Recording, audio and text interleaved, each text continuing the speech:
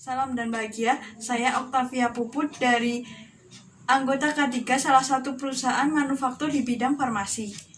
Di sini saya akan menjelaskan tentang penerapan K3 di perusahaan. Berikut penjelasannya.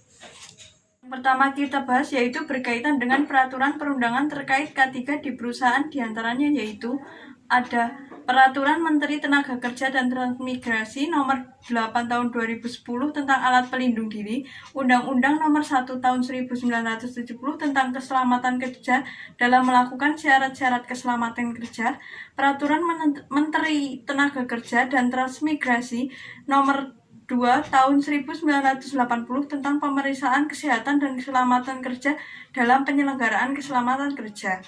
UU Nomor 50 Tahun 2012 tentang penerapan SMK 3. Kebijakan-kebijakan yang ada di perusahaan sesuai perundangan tersebut berupa kebijakan perusahaan dalam kewajiban menggunakan APD, standar perusahaan dalam memberikan label-label tanda pengenal pada bahan kimia pembuat kosmetik untuk mencegah terjadinya kecelakaan kerja akibat salah penggunaan bahan kimia, kebijakan perusahaan dalam melakukan pemeriksaan rutin bagi karyawan dalam jangka 3 bulan sekali, dan lain sebagainya.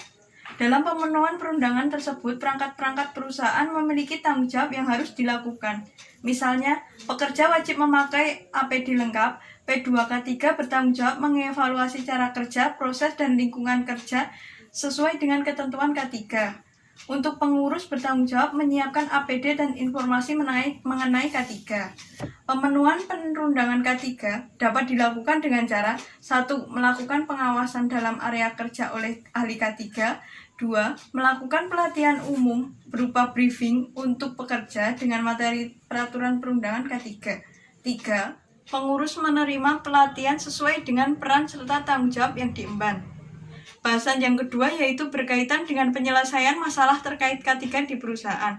Seperti halnya dalam pabrik kosmetik terdapat masalah atau hambatan penerapan K3, misalnya seperti kurang baiknya tata letak bahan baku di gudang dan menimbulkan kecelakaan kerja.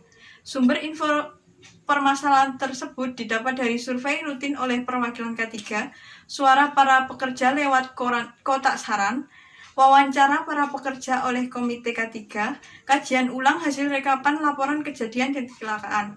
Untuk tindakan yang tepat dalam mengatasi masalah K3 tersebut, yaitu dengan membuat daftar solusi saat rapat, mempertimbangkan pendapat para perwakilan K3, melakukan sosialisasi, dan juga mengupayakan hal yang disepakati oleh spesialis K3. Bahasan selanjutnya berkaitan dengan partisipasi perangkat perusahaan dalam penerapan K3, yaitu seperti halnya pada pekerja mematuhi peraturan K3, lalu serikat pekerja melaporkan bila ada permasalahan mengenai penerapan K3 di perusahaan, manajer menyediakan anggaran biaya perbaikan, serta penyelia yang melakukan pengawasan di area kerja. Bahasan terakhir yaitu mengenai kontribusi dalam penerapan K3 di perusahaan, dengan menyediakan informasi bagi perangkat perusahaan, misalnya bagi manajer berupa file dokumen laporan K3, bagi para penyelia berupa data hasil inspeksi, P2K3 berupa catatan P3K, dan para pekerja berupa informasi mengenai data risiko bahaya. Dalam pengelolaan informasi dilakukan dengan cara para pekerja melakukan diskusi dengan organisasi pekerja, serikat pekerja melakukan pencegahan kecelakaan kerja dengan indikator sesuai dengan tingkat korporasi yang ada, dan para penyelia melakukan inspeksi. Kemudian juga didukung dengan adanya pelatihan K3 bagi perangkat perusahaan. Seperti pada pekerja dilakukan pelatihan mengenai prosedur keadaan darurat, anggota komite P3K diberi pelatihan ahli K3, higienis industri diberikan pelatihan P3K, petugas penanganan keadaan darurat diberi pelatihan khusus untuk menangani keadaan darurat dengan benar dan tepat.